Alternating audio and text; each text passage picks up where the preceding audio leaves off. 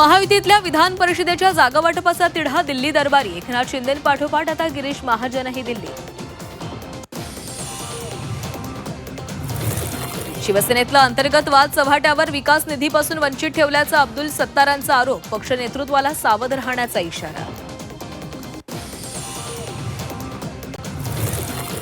जसं मराठी येतं तसं हिंदीही बोलता आली पाहिजे। परराज्यात मराठी चालत नाही। भाजप आमदार कालिदास कोळंबकरांना हिंदीचा गोडवा।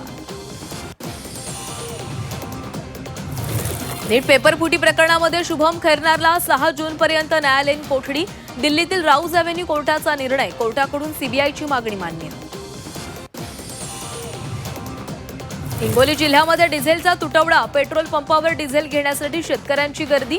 कळमनुरीमध्ये पेट्रोल पंपावर 1 किलोमीटरपर्यंत वाहनांच्या रांगा। चंद्रपुरात तापमानाचा कहर सुरूच। ब्रह्मपुरीचं तापमान सलग 4थ्या दिवशी 47 अंश सेल्सिअसवर। उन्हामुळे नागरिकांचे हाल। बीडमध्ये वादळी वाऱ्यासह पाऊस। केज माजलगावमध्ये फळबागांसह नुकसान। अंगावर झाड पडल्यानं शेतकऱ्याचा मृत्यू। जळगाव चोपडा यावल तालुक्यामध्ये पाऊस। वादळी वाऱ्यासह पाऊस बरसला। पावसामुळे केळी, तूर, मक्यासह इतरही पिकांचं नुकसान।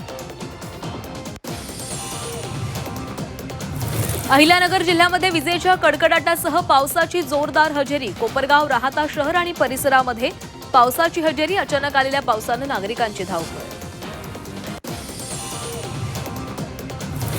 सांगलीच्या आटपाडीमध्ये वादळी वाऱ्यासह पाऊस। वादळी वाऱ्यासह गारांचा पाऊस। पावसाचा डाळिंब बागांना फटका। विजेच्या कडकडाटासह पावसाची हजेरी। रत्नागिरी चिपळूण राजापूर लांजामध्ये पावसाच्या सरी। दमदार पावसामुळे वातावरणामध्ये गारवा।